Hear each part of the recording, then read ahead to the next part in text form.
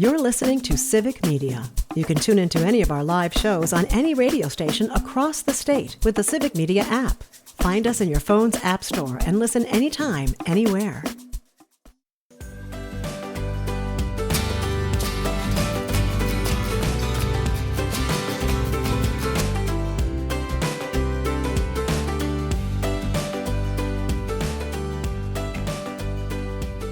Good morning. Welcome to Matt Nair on Air. Jane Matt Nair, Greg Bach, and Calvin Butenhoff coming to you live from our home at Radio Park in Racine. You can join us, call or text. The number is the same at 855-752-4842. You can also leave a comment if you're watching on the live stream on Facebook, YouTube, and what used to be Twitter. Busy show coming up today. Andra Watkins has been a guest before. She is a New York Times bestselling author, and she also has an award-winning Substack. It started out as How Project 2025 Will Ruin Your Life. It has become For Such a Time as This. Yeah. It's a great Substack. Andra grew up in a white Christian nationalist household. Community, too. In a community, Yeah. yes, and school and the whole thing. So she has some very interesting perspectives when it comes to the Christian nationalists who are now part of the administration, essentially. Russ Vogt's right up there. The author of Project 2025. Our Speaker of the House is a Christian nationalist. Yep, him too. Yep. So we're going to talk to Andra Watkins about, because it's the left is the enemy. Absolutely. Satan. Yeah. They're the party of Satan and demonic and all those things. But Andra has some interesting perspectives on who is considered left. Ooh. And you might be surprised that as much as you might align with the... Wait, am I conservative, actually? As much as you might align with the current administration, you might actually be a lefty, according to Christian nationalists. And that's going to go, and I feel like I'm going to say this with her as well, and I've said it before. It goes back to the idea of you think you're enough, and someday you won't be. And Exactly. you'll get a knock on the door, and you will be surprised. Yep. And we're also going to talk about Mr. Morris, the former Trump spiritual advisor, Oh, yes. who pled guilty to sexually assaulting a 12-year-old girl, and he's going to serve 6 whole months. Stick around for that conversation. Got a 10-year sentence. He's Yeah. going to serve 6 whole months because they're very serious about protecting children. Yeah. We'll talk about that with Andra Watkins coming up after the 9:30 news. Next hour, Darren Von Ruden will be here, the president of the Wisconsin Farmers Union. Yes, we're going to keep talking tariffs and what this means for Wisconsin farmers and subsequently what this means for Wisconsin consumers. Yes. Because this is showing up now. I'm sure you've seen it if you've been at the grocery store. Prices are up. No matter what the leader of the free world might say, prices are down everywhere, Greg, according to Donald Trump. Gas is free. And he's going to lower prices by 1,300%. So that should be interesting. Yeah. Stay tuned for that. That's in hour number 2. Brewers in action later on today. This afternoon. Are you going to listen? No. He's so anxiety-ridden. No, I have to watch on my phone. It's the only control I have in my life. I watch on my phone, sort of. I can't listen. I can't watch. You just kind of dip in and out. But you should listen on Civic Media because we are a Brewers network, and you can listen on traditional terrestrial radio. You can listen to the game all over Wisconsin. Jane, where are some of the stations people can hear us? Our broadcast will start at 3:30 this afternoon. I think the first pitch goes out a little after 4. 408. 408. Again, as Greg said, you can listen to the game on terrestrial radio. So WRCE in Richland Center, WISS in Oshkosh, WCQM in Park Falls, WBZH in beautiful Hayward, and right here in Racine and Kenosha on WRJN 99.9 FM, 1400 AM. Brewers could they could sweep it. Could sweep it, but Could sweep it this afternoon. They're at Wrigley. they're at Wrigley. We keep our expectations very realistic. and Temper them, yes. Cannot wait. Honestly, like, if they win, That will be wonderful. I'll be very happy. And I actually felt my whole body relax right there at just the thought of a Brewers victory in Game 3. But I have now just become a really big fan of the Chicago sports writing intelligentsia and how they're all 7-year-old boys who didn't make it past T-ball because they're so mad. And they're being really petty. Oh, they're the pettiest. They are. You think the Kardashians are petty? These guys take the cake. They are the pettiest of petty. They're so mean and so snarky and so bitter. As I once heard Patton Oswalt say, he said you could just drizzle it on pancakes. It's amazing. Chicago sports writers, bad case of Mean Girls. Yeah. Bad case of Mean Girls these days. What a shame. Yeah. What a shame. Anyway, if you're going, and the special train, I believe, has already left. Yes, it's the special train to Chicago that Amtrak was running. So if you got pictures or you're going to the game, please share them with us. Yeah. You can send them in to our text line at 855-752-4842 and go Crew. That would be a great and wonderful thing. Yes. Wanted to start off with things a little bit closer to home. Josh Kaul, Wisconsin Attorney General, says he will not seek re-election, or he will seek re-election as Attorney General, is not going to run for governor. Good. I think that's a good plan. I agree with you. Yeah, I will say this. This is no. Actually, I'm not even gonna say it. I don't care if people take offense to this. He wouldn't have been the right choice, in my opinion.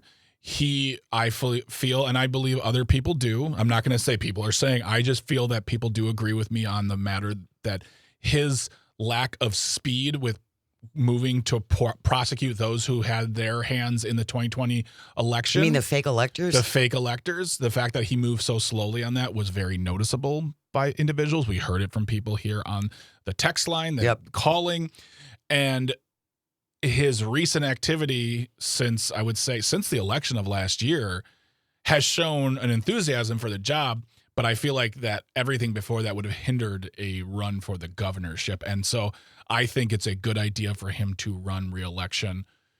For AG. It will not be easy. I still think there will be questions, especially if someone wants to primary him. I think more so if someone wants to primary him.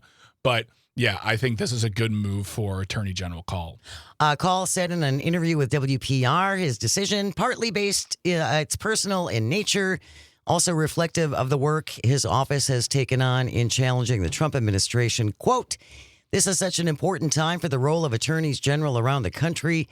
I think it's a pivotal time for the country, and I think some of our most basic rights are under threat." He's not wrong. Nope, he's not wrong at all. He's not totally wrong, agree with that. and it is more important than ever that we have attorneys general who actually follow the law. For as long as they're allowed to. That's true. Until it becomes illegal by way of the Supreme Court to challenge the president on anything, which you think it's funny, but it can be true. And then there's a new poll out. This seems way premature. New governor's race poll from WISN gives Tom Tiffany and Mandela Barnes an early lead. Okay, let's be. Okay, so this poll was by Platform Communications. Yes, and it was done by a Republican and a Democrat. Full disclosure, I worked with the Democratic pollster many years ago in an election, and what's interesting about this, I wanted to find it again, is that while Tom Tiffany does have a lead on the Republican side, and Mandela Barnes, for some reason, has a lead because he hasn't even announced. He's not announced, and he absolutely has not made any sort of claim. I'm trying to find the numbers are very interesting to me because on both sides, undecided is winning. That has more percentage points than any anything of the else. Candidates. And there is actually a section for it is none. Yeah, none/someone else. So on the Republican side, 34% are undecided, 30% are for Tom Tiffany, 14% for Eric Hovde, not in the race, 9% Tim Michels, not in the race, 4% for Josh Schumann. As we all remember, Bill Berrien dropped out about a week and a half ago, and then 9% for none/someone else. On the Democratic side, it is a little more, it's a little bigger because there's more people, but undecided has 38%. Lots of support. Mandela Barnes, and I think this is telling for someone who's A, not in the race, and B, in, quote, first place for humans, 16%. Oh, boy. So you look at Tom Tiffany, who's 30, Mandela Barnes, not in the race, 16%, and then it goes all the way down. Rodriguez after that with 8, Crowley with 7, Call, not in the race, 7, Hong, 4, Kelderoys and Missy Hughes weren't even registered, and someone else is on there as well. So I feel like, yeah, of course there's going to be a poll, but this is a very weak poll. I mean, two of the people on the Democratic side are not in the race. I think 3 in the Republican are not in the race. It's just, I feel like this mucks up the conversation, especially since Mandela Barnes has not been part of it yet. Right. In the serious tone. Like, Dan Schaefer has mentioned Mandela Barnes. We've talked about Mandela. I don't think he should run. I don't think so either. Period. I don't think he should run. But that doesn't stop people from saying, oh, yeah, I remember that. I remember that guy. Well, I remember that guy. Name recognition is a very important thing. Absolutely. It really is. Absolutely. But yeah, I think this seems just a little premature. And we're going to see 1 billion more polls before we actually go to the polls. Oh, yeah. We're probably going to see at least, it's October the 8th right now. My guess is by mid-month, we'll see at least 2 more polls. Yeah, it's going to become a regular thing.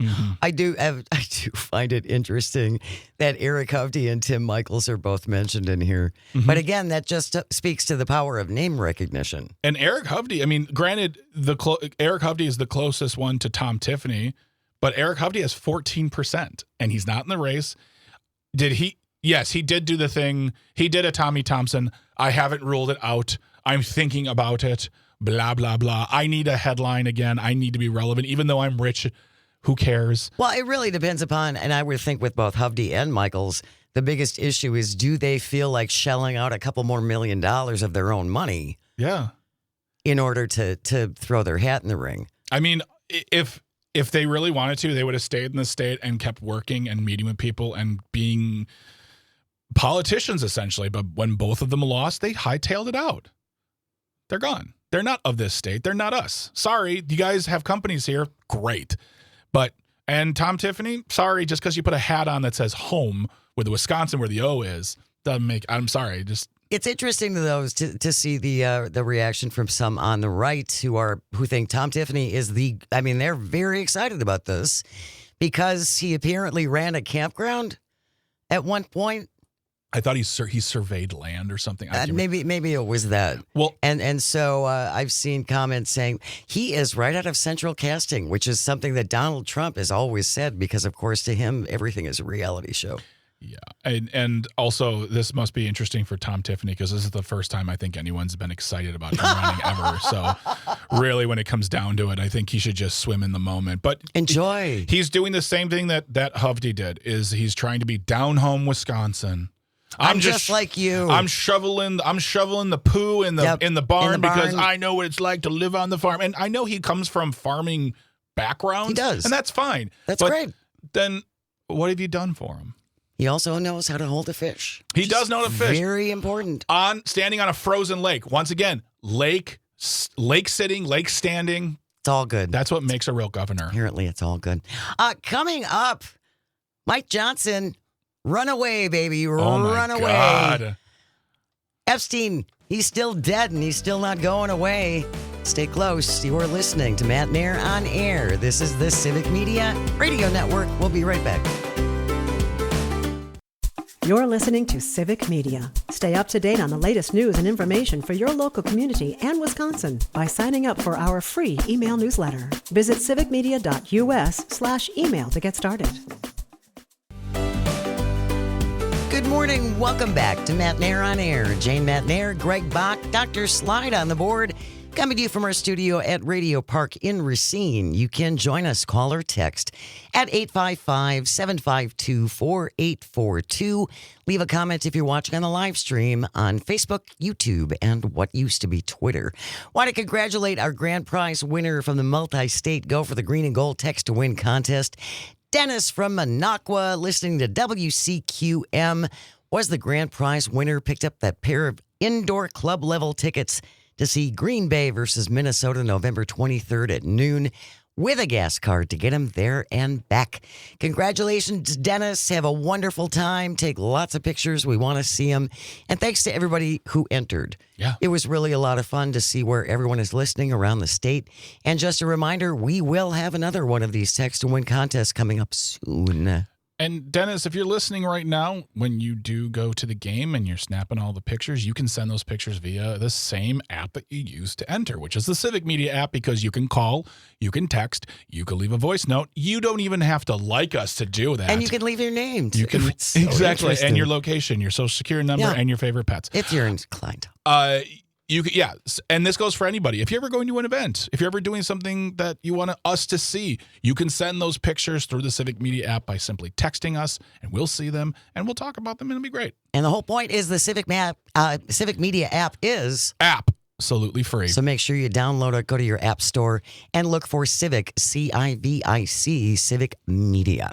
Before we go to the bottom of the hour news, I think it's important that we keep reminding folks that we could have the Epstein files.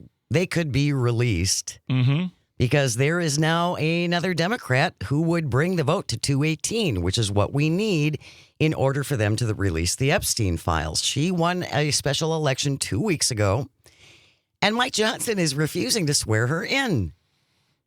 But it's not to delay the release of the Epstein files, Greg, in case that's what you were thinking. Couldn't be that. We have a couple clips of the Speaker of the House. Calvin, it's producer choice. Play any of those clips that you like, please. There was a moment earlier this year, you swore in 2 Republican members during a pro forma session.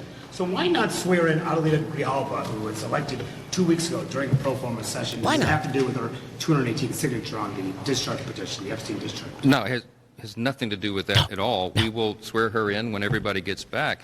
It's a ceremonial duty. Look, we'll schedule it, I guess, as soon as she wants. It has nothing to do with it. As soon as You heard that. she's been there for 2 weeks. Adelita Grijalva has been waiting to be sworn in. She would have been sworn in on the plane if she was a Republican. Oh yeah, they've done this for Republicans. Yeah, their whole pro forma argument falls completely apart. And we know that because they're asked every time, well, if it's pro forma, you did it before. You've done it before. Why not do it now? And I love Mike Johnson's answer. No.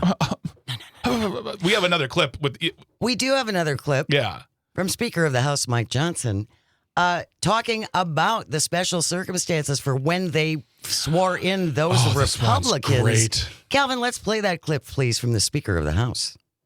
On the Epstein files, there she is there speaking. Why won't you swear her in? Yeah. I mean, again, they're becoming experts at distraction and red herrings. This has absolutely nothing to do about Epstein. This is a scheduling matter. As soon as the Democrats vote to reopen the government, we will get back to the regular order and session of Congress. And that'll be, I'm sure, among our first orders of business is to administer the oath to the newly elected representative. This is just a matter of the schedule. In a pro forma session, no one's there in the chamber. It's literally sometimes 3-4 people. You have a clerk and whomever is serving as the interim speaker. They bang the gavel in, they say the pledge, and they bang the gavel out. That's it. It's just to keep Congress functioning. It's a tradition of the institution. But we'll do it right and do it in the right way as soon as everybody gets back here. I understand, and that makes perfect sense until we look back and see that there have been Republicans sworn in during pro forma sessions. So why should it be different for a Democrat? The great question. There was a unique exception made when the 2 Florida representatives were sworn in earlier this year after winning a special election. And the only reason we did that is because it was previously noticed for that date, and they flew all their families and friends in for the ceremony. So because they were here and the session got canceled, we just went ahead and did it because their families were here. That's the main purpose of it. But so if she flies in her family, would you guys do it? She'll get the full bells and whistles. It hasn't been scheduled because we don't schedule things for pro forma. Lie. No, but they're trying to make an issue out of nothing. I've looked. It's not nothing. He's Mike. lying through his perfect central casting teeth. It's not nothing. No. It's really not. You just said that you don't do it. Then when someone said you've done it, you said why you did it. And then you say, Well, but no, we maybe- wouldn't. Yeah. But those same circumstances don't apply to this Democrat. No. I mean, it is just, God, like, it must be, Jane, it must be tiresome to lie this much.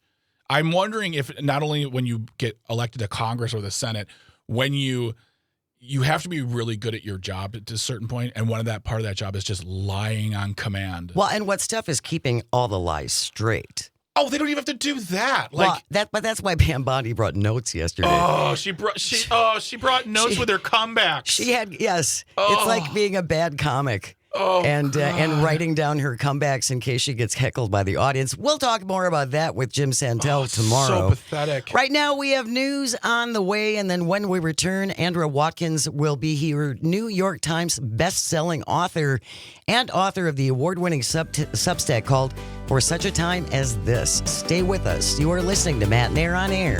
This is the Civic Media Radio Network. Good morning and welcome to Matt Nair on Air. Jane Matt Nair, Greg Bach, Calvinator on the board, coming to you from our studio at Radio Park in Racine, where you can always join us. Call or text. The number is the same at 855-752-4842. You can also leave a comment if you're watching on the live stream on Facebook, YouTube, and what used to be Twitter. We are delighted to be joined by New York Times best-selling author and the author of the award-winning Substack called For Such a Time as This. Andra Watkins joins us. Good morning, Andra. Thanks for being here. How you doing? I'm great. How are you? We are good. We are surviving. We are plugging along, as it were. We have a lot to cover this morning. Before we jump into Christian nationalism and who falls under the definition of left, because I think that's going to surprise many, many, many people, let's talk about Robert Morris just for a little bit. Robert Morris, for people who don't know, is the founder of a megachurch, pastor of one of the largest megachurches in the country. He pled guilty to sexually abusing a 12-year-old girl. The 64-year-old Morris, of course, was one of Donald Trump's spiritual advisors. He began abusing this woman when she was 12. He was sentenced to 10 years in prison. He's going to get 6 months. There seems to... Go ahead. There seems to be a lot of this within the clergy and within megachurches. She's going to carry that for the rest of her life, and he gets 6 months. It's just abominable for people to let them get away with this. Absolutely, and it is a very common thing. At one point, his lawyer wrote a letter saying that she had to accept some culpability for this. She was 12. Yeah, and you know, we've talked about this before, but there are hopefully lots of new people here who haven't met me. So the reason that they would say something like that is because they adhere strictly to the doctrine of original sin, which is the interpretation of the Bible that St. Augustine invented 2,000 years ago because he was a sex addict and went into the church to stop being a sex addict. So these men never change. And came up with the fact that because Eve sinned first and tempted Adam to fall with her, the woman is originally responsible for sin and has to be subject to the man and has to submit to him and has to be blamed all the time for tempting him. And men really can't help it when they do bad things. You know, it's the woman's fault that she tempted him. So that lawyer statement is a reflection of this doctrine of original sin that these Christian nationalists adhere to keep from blaming the man because he can't control himself. Wait, I have no culpability. I'll see you guys. I'm out of here. Sit down. All right. Sit down. You're not going anywhere. I just want to make sure I understand this. Men are so strong, and the head of the household, absolutely, and the enforcer of, you know, he's following God's law in being the head of the household, but he is so weak and so fragile that we have to protect men from scary women, from scary ladies. Yes, and women, that was what I was taught as a child in Christian nationalism. Women have to control themselves all the time because men can never control themselves. It's never a man's fault when he does something like that. It's always the woman's fault because she wore the wrong thing, or she looked at him the wrong way, or she giggled at him coyly, or, she walked a certain way, or she sat a certain way, or she got up from a chair a certain way, or she just generally existed. She is. That's exactly what I was going to say. Yeah, she existed. She is. And for me, as a man, it's not just that. It's also the fact. It's not even the trying to strip any sort of accountability from the man, but it's also that of it's tough. It's just so guys, it's tough, man. He was just trying to live his life, and he saw a 12-year-old over there, and he's like, "Oh, my base instinct is to do something horrible." And what was he? Let's just have a moment to feel sympathy for this guy. And I'm thinking about this, and I wish I would have gotten the name of this gentleman, but he got up in front of his megachurch and he admitted to wrongdoing on this level of being in inappropriate relationships, and he did it with self-reflection in his tone, and his head was hung low, and I'm sure there was a crocodile tear there. The entire church got up and clapped for him. Yeah. And he was off the hook. They are conditioned to forgive the man for anything. He said he was sorry. He's repented. We saw this with Pete Hegseth. Mm-hmm. He assaulted multiple women allegedly, but he asked for forgiveness. He repented publicly. Then he turned around and did it again. Well, but he asked for forgiveness and he repented publicly, so we don't need to punish him anymore. He's paid his price. He's sorry. Let's move on. That's how they operate. And these girls and young women are scarred for life and have to carry that with them for life. And these girls and young women are groomed for this, right? Because you do not question authority. You never question your spiritual leader, ever. Mm-hmm, mm-hmm. So when your spiritual leader of a megachurch of 10,000 people is telling you it's God's will that I touch you here, and we just don't need to tell anybody, this is a super special spiritual thing between you and me. Mm-hmm. And you're a child. Yeah. You're 12. You don't know that that's inappropriate. Many of the people in these communities, especially, you don't know how sex works. You're not taught about your body. Yeah, you don't know any of that. So this kind of inappropriate touching and interaction, you may think, well, this is weird. This is embarrassing, but you don't really understand that it's sexual assault. If you're just joining us right now on Matt and Aaron Air, we're speaking to Andrew Watkins, who is a New York Times bestselling author. I told her this last time. I love saying that, New York Times bestselling author.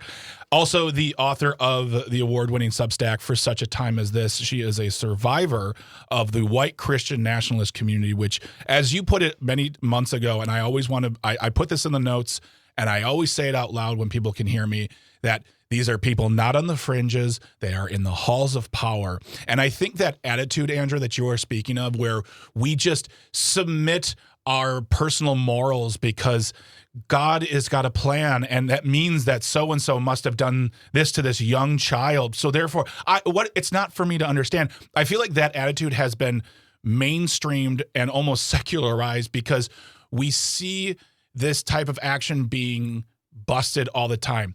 Cops, clergy members, teachers being arrested for assault, if not absolutely worse, of children. And what we do is we say, well, the job is a lot of pressure, or they got a lot going on, and we don't know the situation.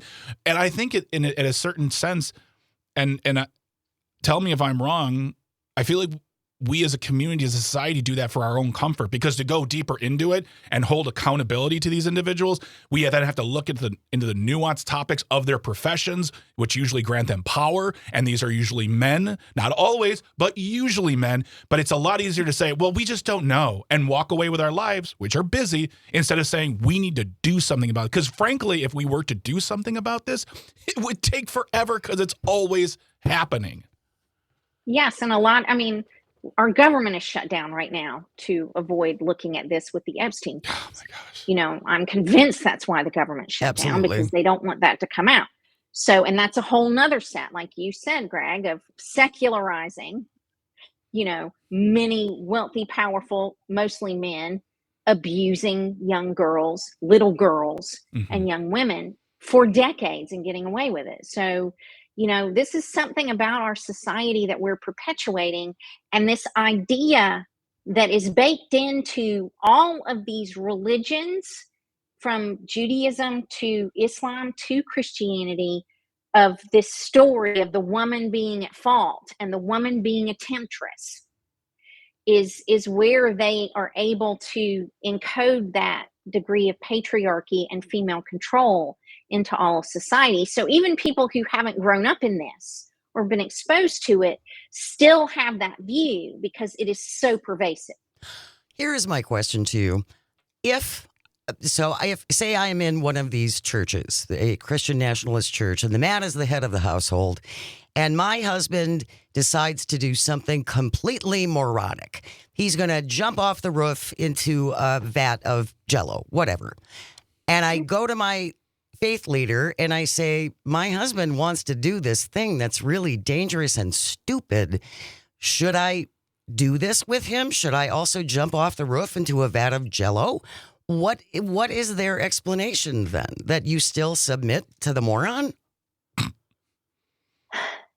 In general, in a lot of these churches now, you have to sign some kind of contract of conduct. I had to sign a standard of conduct to be in the school when I was in junior high and high school. We had to sign one of these things, and a lot of these churches have them. So one of the things that happens with that is the church has the right to discipline you for going against the standard of contract. So, and the church leaders decide when that applies. So if the church leadership decided that not jumping off a roof into a vat of Jell-O with your husband was not properly submitting to him, then you could be punished publicly in the church for not submitting to your husband. So, it really is interpreted in these churches on a church-by-church basis. And a case-by-case basis, I would imagine. And a case-by-case basis, because there are people, if you're a really good tither and you give a lot of money, then probably they're going to go easier on you than if you're just to show up sometimes and do the bare minimum kind of person. Andrew, I want a really quick, I'm going to make this question very quick, because we have to go to grab some snacks and some water. But of these individuals, because you saw this firsthand in your experience, with no support from the church, no support from parents, no support from their community, these young people, young women and girls have to just stay in the church. They don't probably leave because they don't have the power or the authority within them to do that. What is the percentage you see now, then or now, of young people who are just like, I got to get out of here, or they're just like, there's nothing I can do because it's God's will and I have to stay and endure? If that had happened to me, I would have been in the it's God's will and I have to stay and endure. Okay. You would have. And a lot of people would have been, because I didn't have a choice about where I went to school or went to church. That was my parents' decision. I did not have any say in that. And I wasn't particularly rebellious. So a lot of people will stay. Gotcha. Because they don't feel like they have another choice. Well, and again, if your education is so intentionally limited, that makes it even more difficult for you to get out into the regular world and function.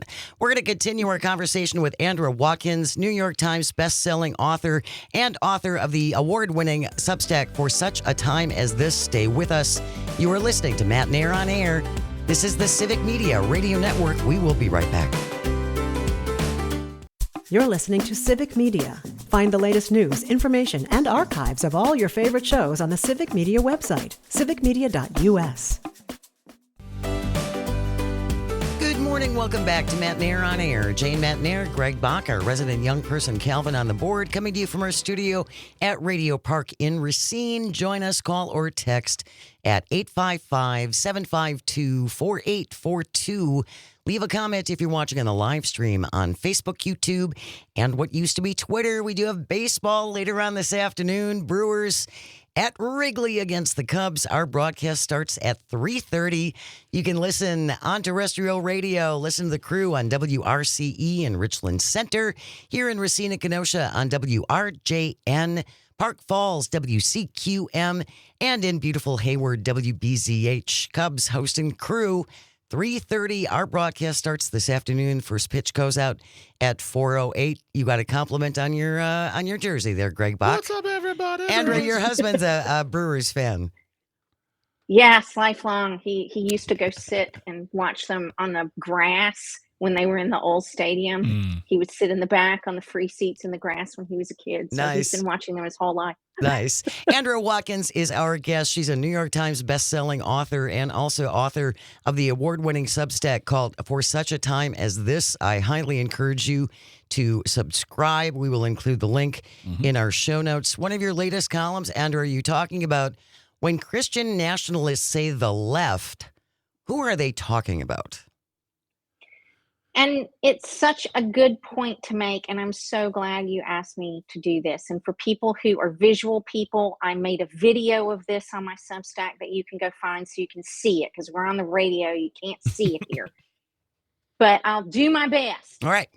So, most people think, sane people think that, ideologies exist on a spectrum. So we have people who are on the far left. We have people who are on the far right. We have a lot of people who are in between. We have people who are in the middle. We have center right. We have center left. And people hit multiple points in that spectrum. And that means a certain thing, in terms of what they believe. But when somebody like Kevin Roberts, who's president of the Heritage Foundation, which authored Project 2025 that I wrote about last year and warned people not to vote for, when somebody like him says we're in the midst of the Second American Revolution and it will be bloodless if the left allows it to be,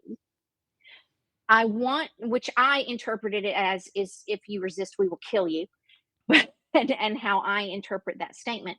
But, when he says the left in that context, you have to understand that somebody like him, a diehard Christian nationalist, an Opus Dei Catholic, allegedly, who's in that cult of Christian nationalism, who's very, very far right, but rigid. We can't compromise with anybody. Our interpretation of God's law should be the Bible. And we are right, and anybody who disagrees with us is wrong, and we will not compromise an inch. We caught Sam Alito saying that on the hot mic last summer. So we can't compromise. So they very much believe that. So say you voted for this 3 times, which would make you think that you're probably over there with Kevin Roberts. You're on his team fully, but you're okay with same-sex marriage because your cousin is gay and married to a man married to a man. So you're okay with that. You carve out, it's okay. You're the left to somebody like Kevin Roberts, because anyone who does not agree with him 100% about everything is the left, because he cannot compromise. So millions and millions and millions of Americans think they're not in the crosshairs of this regime because, they're not left-wing radicals. But anybody who doesn't agree with them is a left-wing radical. The Pope now is a left-wing radical because he said being pro-life means that you need to be against the death penalty. And being pro-life means you need to take care of immigrants and treat them like human beings. And there was all this outrage within MAGA because that's radical left. Disagreeing with them at all means you are a radical left liberal. And need to be destroyed. Or saved. Yes. Or saved. Do they even think we're worth saving? I don't think they care so much about the save part anymore. So the question I have then, and you've spoken on this before. In fact, you spoke on this when the first time you were ever here then, is you have someone like that gentleman, Opus Dei Catholic. Then does he see Mike Johnson as the left because he's not the same Christian nationalist as he is? They're different. They're different sides of the coin. Flavors. They're different flavors of Christian nationalism. So is it a matter of whomever is on the top of the mountain wins and everyone below them, even if they are just as devout in their Christian nationalism, but you're not a Catholic? Sorry, back of the line, or it's no longer a bloodless revolution. Eventually, we will get to that if they consolidate enough power, where an Opus Dei Catholic has been schooled to say all people have to be Catholic. And so someone like Mike Johnson is Baptist, therefore he's not a real Christian to someone like Kevin Roberts or Sam Alito. So they will have to have a war about whose version of faith they're going to have to force on everyone, because they don't agree about who's going to heaven. And I want to repeat something, too, you've been saying more and more, too. This is white Christian nationalism. This isn't Christian nationalism. This isn't an all-encompassing, super inclusive Christian nationalism. This is white Christian nationalism. Yes. And it's just, I mean, there are three sectors of it: the Catholic sector, the Baptist Protestant Presbyterian sector, and the Dominionist New Apostolic Reformation sector that have distinct views about who's going to heaven. You started writing about Project 2025 long before anybody else did. We talked about it. That's why we started having you on in the first place. They've gotten pretty far already with implementing parts of Project 2025, which we'll talk about more the next time you join us. Andra Watkins, New York Times best-selling author. Subscribe to her Substack for such a time as this. Always appreciate your time, Andra. It's so enlightening. Thank you so much. Thanks for having me. Take care. News coming up next. And then we're going to talk to Darren Von Ruden from the Wisconsin Farmers Union. Stay with us. This is Matt Nair on Air, coming to you across the vast, statewide, countrywide. You can pick us up around the world on this Civic Media Radio Network. The national news cycle never stops, but it can be hard to find news about your local community. Civic Media is dedicated to providing quality local and state news coverage across Wisconsin. With the Civic Media app, you can get notifications about local stories that matter to you and your community. Find the free Civic Media app in your phone's app store and choose notifications from the menu to tell us what kind of news you want to hear about.